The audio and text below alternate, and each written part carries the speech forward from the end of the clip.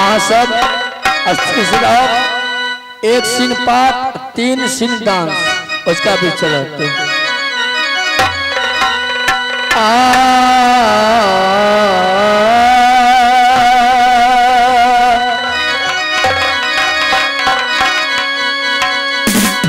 सदा भवानी दाहिनी सदा भवानी दाहिनी सन्मुखी रहे गणे तीन देव मिल रक्षा करे जी ब्रह्मा विष्णु महेश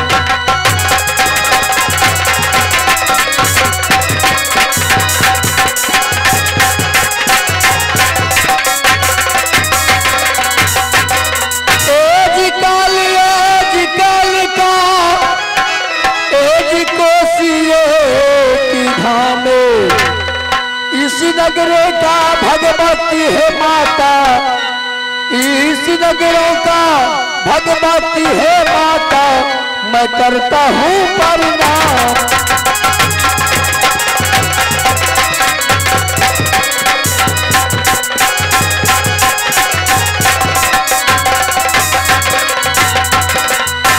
एक जिला तो दरभंगा है मेरा थाना पर गए बहेड़ा पोस्ट ऑफिस मलल बरहम पट्टी है एक पोस्ट ऑफिस मलल बरहम पट्टी है ग्राम कन्हौली का भैया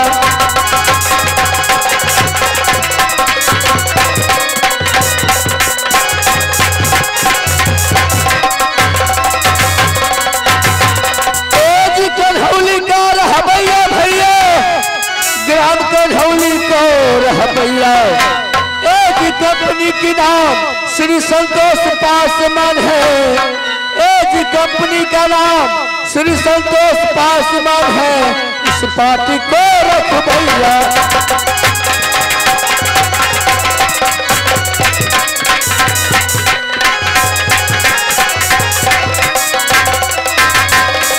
एज कंपनी की नाम श्री संतोष पासवान है इस पार्टी को रख भैया एज मैनेजर की नाम बैजनाथ जी है मैनेजर की नाम बैजनाथ जी है इस पार्टी को चल भैया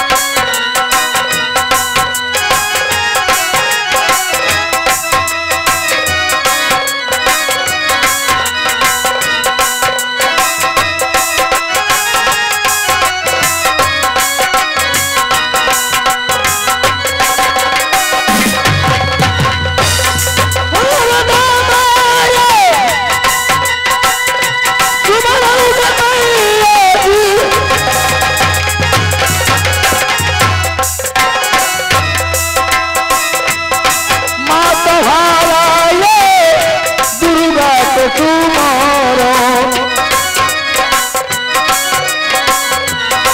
मत भालो है दुर्गा के तुम्हारो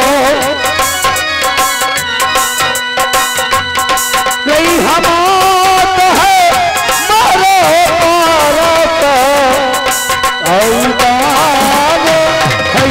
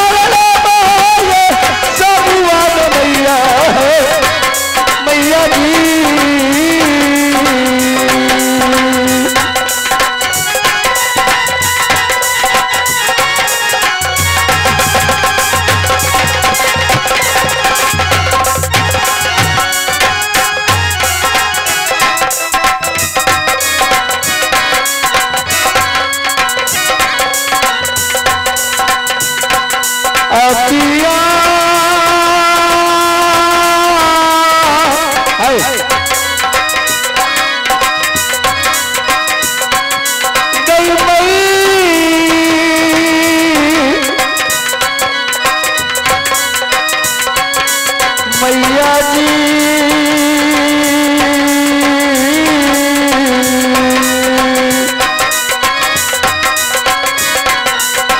आ गई तो हरे